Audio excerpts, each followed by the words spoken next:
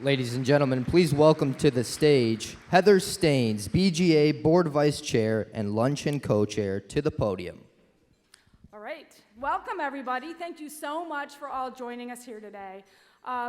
We're launching our BGA annual luncheon here, Upholding Integrity. After leaving the State Senate in 2021, I was honored to join the board of the BGA and work alongside a lot of other folks to make Illinois government more open, equitable, and accountable. Now, some of you may think that using good government and Illinois in the same sentence is a bit of an oxymoron, but I know that there's so many good people out there in state, city government, county government, really trying to improve things, and the BGA can be a great asset and help in doing so. In our second century now, BGA advances the work through its Pulitzer Prize-winning investigative and solutions-focused reporting, incisive policy reform, and civic engagement. We work within communities to realize the promises of democracy and effective governance, powered by an informed and motivated electorate. While much remains to be done, we couldn't lead the efforts without the generosity of everybody in this room. Thank you for being here. And I want to recognize the many people who helped make this luncheon possible today. First, my co-chair, John Canning, who is a true civic leader, and I'm deeply appreciative to him. Thank you, John.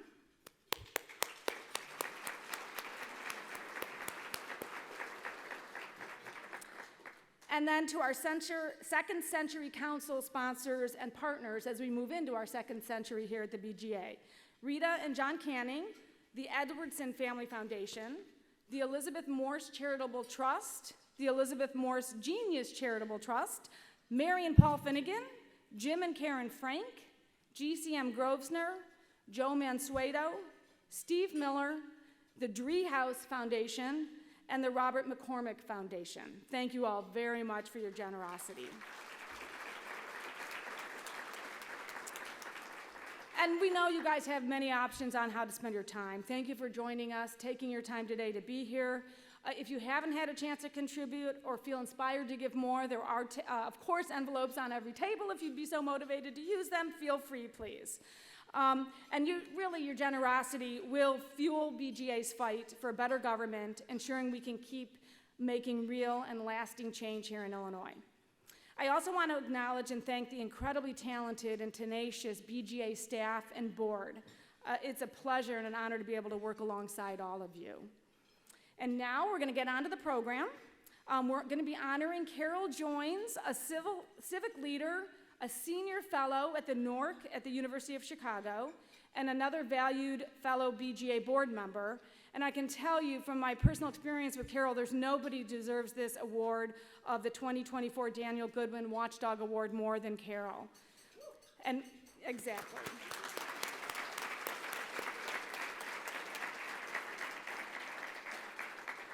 Following that, the BGA President, David Greising, will be in conversation with Deborah Witzberg, the Inspector General for the City of Chicago. And now I get to bring up the BGA President and CEO, David Greising. I can tell you, he is an incredibly insightful, driven human being who is also really kind and caring. We were lucky to have him at the helm. Thank you, David.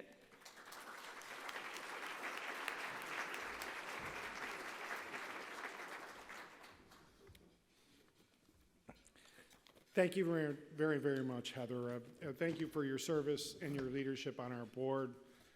It's great working with you and seeing your own commitment to better government in Illinois. I want to take a moment, too, to thank the staff of the Four Seasons for hosting us here today. This lunch looks delicious. I hope I get a bite of one at some point. And thanks, too, for our colleagues at PGH and Associates. The partnership with your organization has helped us grow over the years. Thank you very much. I also want to recognize the current and past public officials who are with us today. Please hold your applause till I get through this list. City Clerk Anna Valencia, Alderman Jason Irvin, former State Senator Heather Staines, Secretary of State Alexi Janulius, former Majority Leader of the State House Greg Harris, State Representative Kelly Cassidy, and State Treasurer Mike Frericks, who is no longer with us, but there was a leave behind. He went through the Treasurer's records and discovered that the BGA has 145 $1,000.62. I was hoping it was bigger than that, but we have that sitting in the treasurer's account, and we'll be getting it back soon. So welcome to all the public officials who are with us today. Thank you.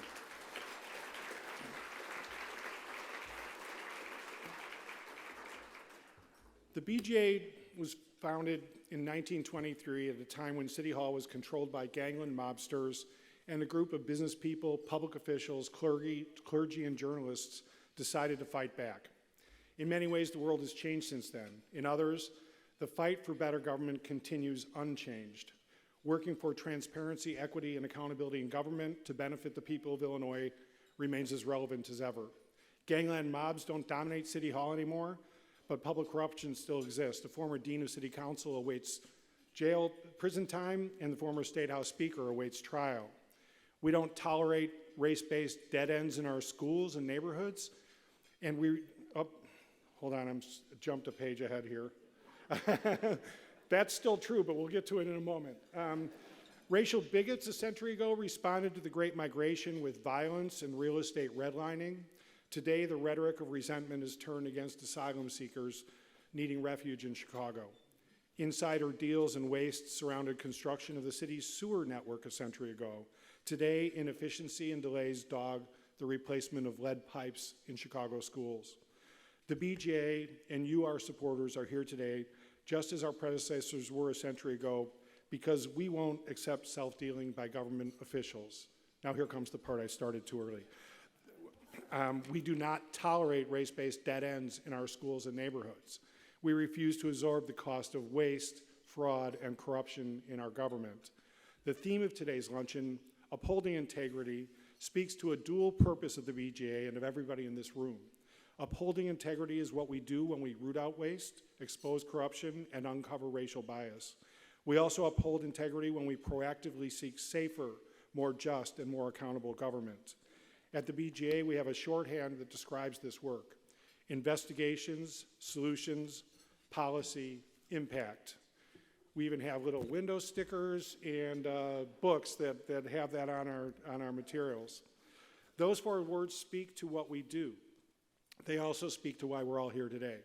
Our journalists investigate. We're working alone and in partnership with other newsrooms, several of whom are here today. The BJ's Illinois Answers Project marshals the state's most focused and capable investigative resources. Our newsroom also seeks solutions. Exposing the structural failings of government is important, but at times it is just a start, and our Illinois Answers reporters keep going. We apply data-driven probing effort to discover and verify government responses that appear to work, providing information that can lead to reform. And leading this two-pronged effort is our new editor-in-chief, Ruby Bailey, a native of Detroit, a former Washington bureau chief and embed in Iraq, public engagement editor in Indianapolis, professor at Missouri, and editor at USA Today.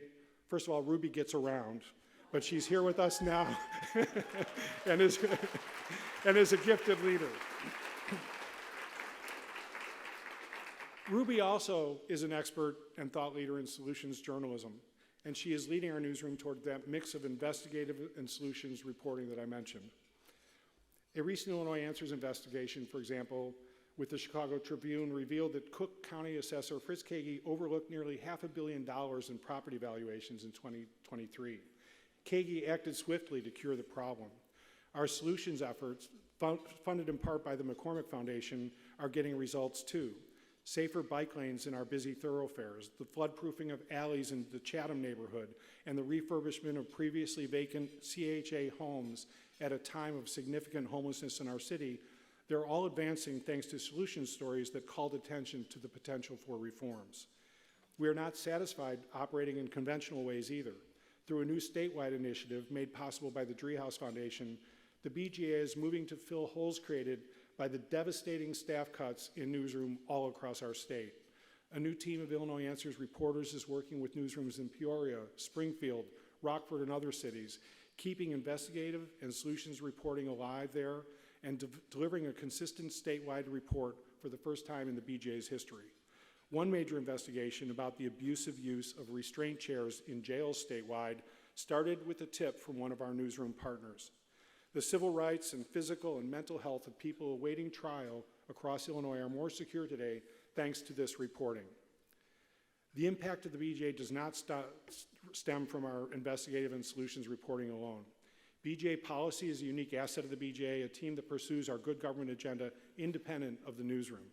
BJA policy is seeking to make a court system in Illinois subject to public records requests. They are seeking reform of city and state lobbying rules that have helped foster corruption. They have begun publishing a department-by-department analysis of Chicago's city budget each year, something that will be extremely important this year as the city faces a $1 billion budget deficit for 2025. When the stakes are high enough, BJA policy even independently follows up on our newsroom's published work with actionable proposals for reform. One example is pension reform. The woeful underfunding of pensions was a topic of a series of columns we published in the Illinois Answers and the Chicago Tribune about a year ago this week. We laid out the case, those columns laid out the case for pension reform in Illinois, and now two leading proposals, one from the Civic Committee of Chicago, the other from Governor J.B. Pritzker, currently are under discussion in Springfield. Sometime in the next couple of weeks, I should say, we're running a little behind on deadline, BJA policy will weigh in on pension reform options, not to back one proposal or another, but to set forth 10 best practices for Illinois pension reform. This will help prevent any reform effort from running off the rails, as has happened far too often in Illinois history. I urge you to read this important piece of analysis. And I'm pleased to announce, too, that the BJA policy is hosting a panel discussion October 15th, featuring the leaders of the House and Senate Pension Committees and Deputy Governor Andy Manar to discuss pension reform. This is the first time those leaders will be together on a panel discussing this important topic. Meetings like this are part of a public outreach strategy supported by the Elizabeth Morris Charitable Trusts. Please join us at this important event, learn more about pension reform, and help build public support, which is desperately needed if pension reform is ever to happen in this state. When seeking impact, BJA sometimes must play the long game. 3 years have passed since we in the Tribune revealed that 61 people had died in more than 40 fires over 5 years in apartments where the city knew of fire hazards but did not address them. Most of these were people of color in poor neighborhoods. We won a Pulitzer for that work, and twice we have conducted substantial follow-up investigation. But 3 years on, city government still has not taken effective action. Great investigative journalism can be powerful, but there are times when journalism alone is not enough, and evidently that's the case here. So this fall, BJA policy will take up the cause, working with City Council to strengthen oversight of city housing. I might add, I had a conversation briefly today with Madison Hopkins, the Tribune reporter who led the Illinois Answers reporting, who led our effort on that. She mentioned that a person had died in the Chatham neighborhood, I forget which neighborhood exactly, just today in a fire where there were no smoke detectors in the building. So this problem still persists and people are still dying and nothing's being done about it. We have a moral obligation to act. People are dying, and I want to call on the general public and everybody in this room to ask our elected officials to take action and save lives. Investigation, solutions, policy, and impact. The BJA's unique mix of investigation, solutions reporting, of policy research, and public outreach is singular to us. In the year ahead, we will concentrate our focus on government accountability, public safety, education, and economic mobility. We will predict a mix of investigative and solutions reporting from across Illinois. We will leverage the strength of our policy coalitions to achieve reforms in government.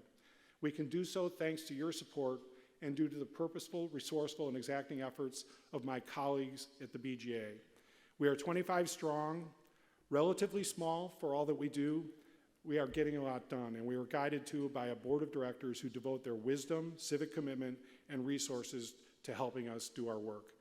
BJA staff and board, please stand for a moment and be recognized for your work.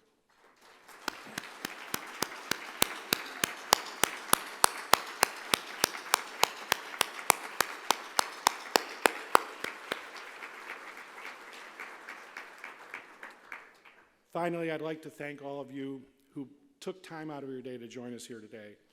Like our predecessors a century ago, we are journalists, civic leaders, public officials, and committed individuals. We are bound together by a commitment to our city and state, to securing honesty, justice, and accountability in government. We are devoted to finding better ways of educating our children, creating economic opportunity for our neighbors, keeping our streets, homes, and schools safe, our infrastructure strong, and our government fiscally sound. In the year ahead, we will work toward these goals just as our predecessors did a century ago. The BJA will do its part. We will pursue investigations, discover solutions, and formulate policy, all with the aim of impact. We will hold integrity up to benefit all the people of Illinois. Thank you for your attention. Thank you for your commitment to this work and your presence here today, and thank you very much for your support.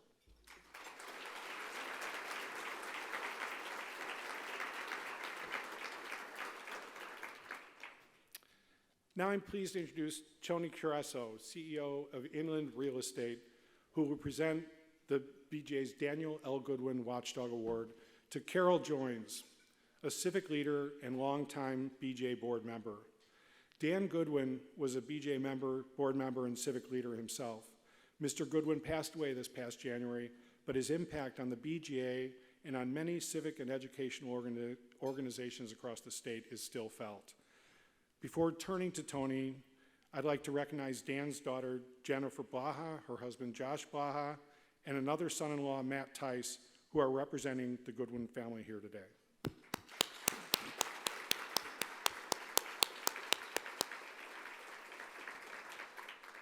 At Inland, Tony is carrying Dan's legacy forward. He has been instrumental in shaping the real estate industry through his strategic vision and to continuing Inland's expansive commitment to our community. Please join me in welcoming Tony Cereso.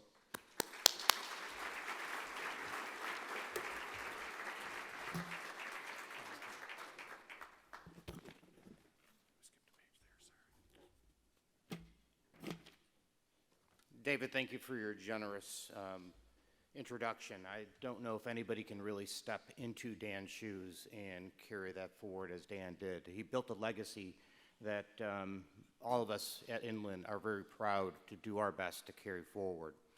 I also want to thank everybody, take the time to thank everybody here in this room for being here and for your unwavering and commitment and support for the BJA. It's truly an honor to be here and represent the late Dan Goodwin and the Goodwin family in Inland.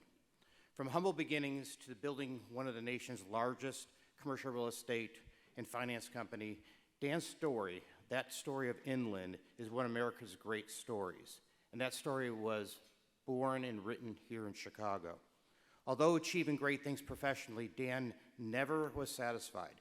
He believed strongly in taking civic and philanthropic responsibility seriously.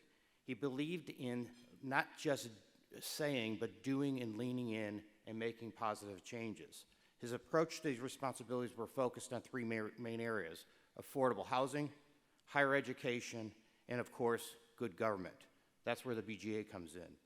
As mentioned, Dan was committed to the BJA. He was a member of the board and leaned in heavily with a variety of resources throughout the time he served with the BJA. And he believed clearly in its mission to root out corruption, spotlight necessary reforms, and to ensure our government agencies operate in the best interest of its citizens. And that's how he ran his business. As many of you know, Dan was a passionate supporter of the BJA and a board member. And not only was he honored to be an award recipient of the Watchdog Award, but he was truly honored to have the award named after him. Simply put, the BJA Daniel L. Goodwin Watchdog Award honors a person who exemplifies the BJA's commitment to transparent, equitable, and accountable government for and on behalf of the people of Illinois, which leads us to this year's recipient, Carroll Joynes. Carroll exemplifies these values through his tireless work and advocacy for an open society. As a co-founder of the Cultural Policy Center at the University of Chicago and a leader of civic engagement, Carroll's consistently championed the importance of transparency, accountability in government. His efforts have not only held power accountable, but he has also empowered citizens to take active roles in shaping the government around us. Carroll's work serves as a reminder that change is possible when we demand better from those who govern. It is with great pride to present the 2024 Daniel L. Goodwin Award to Carroll Joynes.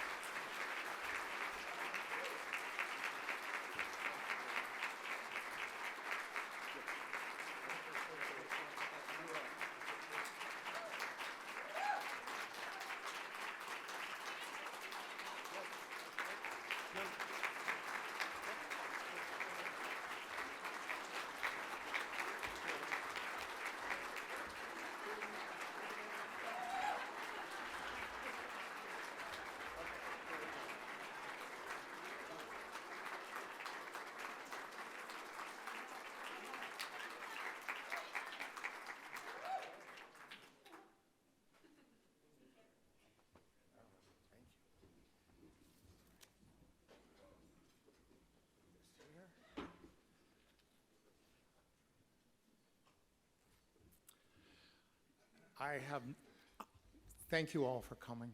It's really a pleasure to see everyone here today. I have no idea whether this will correspond to what I actually wrote, my remarks, because I amended them this morning at 6:30. So first, I want to thank our ACE team at the BGA who organized this event, and our guest speaker, Deborah Witzberg, and to say that I'm extremely honored to be given the BGA's John Canning Award. I also want to say how grateful I am to both my wife, Abby O'Neill, and my daughter, Elizabeth Jordan, who is here today, came in from New York, both of whom have been inspirational the way they go the full mile with the work that they've taken on. Abby with the Harris Theater and Rush Hospital and several other organizations, and Elizabeth with her work as a civil rights attorney in New York. They definitely inspire me when I think about the kind of work that the BGA does. As for me, I spent a lot of time over the past years, actually before I joined 10 years ago, joined the board, I would audibly lament the state of government in Chicago and in Illinois. And then my friend Scott Hodes, who many of you know, attorney, asked why I complained so much and didn't do anything.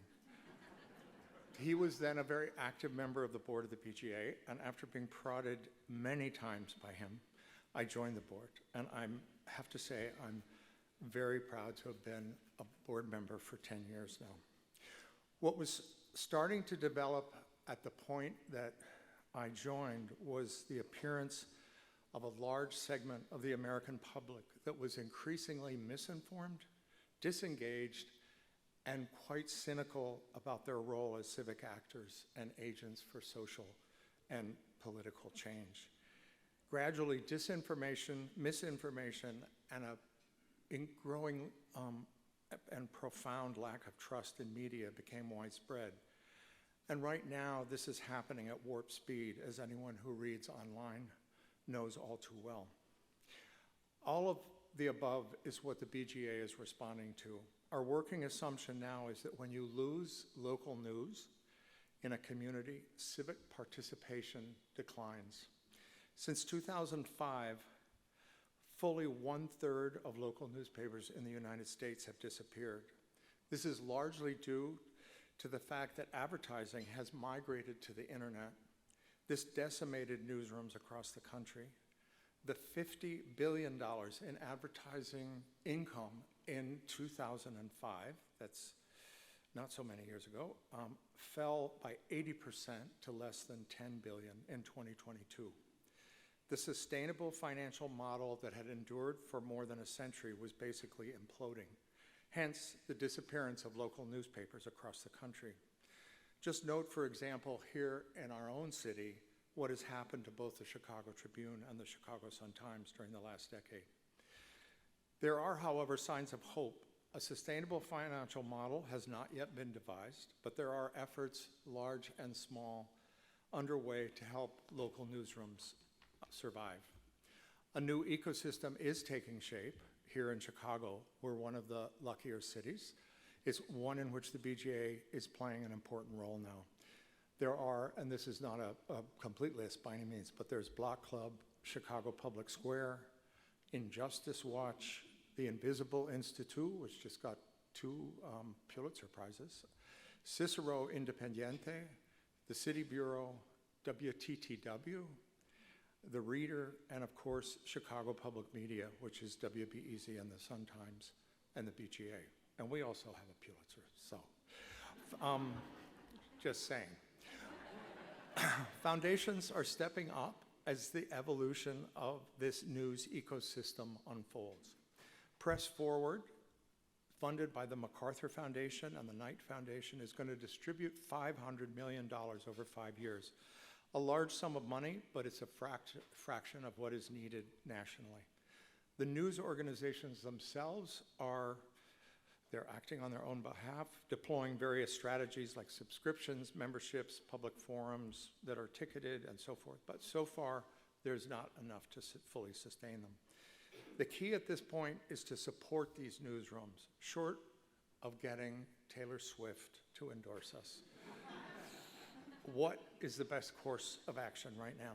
One suggestion, I talked to Taylor and she's not interested, but one suggestion is whatever your first priority as a donor is, consider making local journalism your second, at least for a while, as this new set of financial supports is put in place. The stakes could not be higher for small towns, for cities, states, and the country as a whole. In summary, media has a crucial watchdog role to play, and we are living in a time when the need for local news is becoming increasingly urgent. Without it, people do not know what is happening in their communities, what problems are emerging, and how they might become involved in helping to solve them. There is clearly an appetite for local news, and the new ecosystem needs all the support it can get. Thank you all for being here today.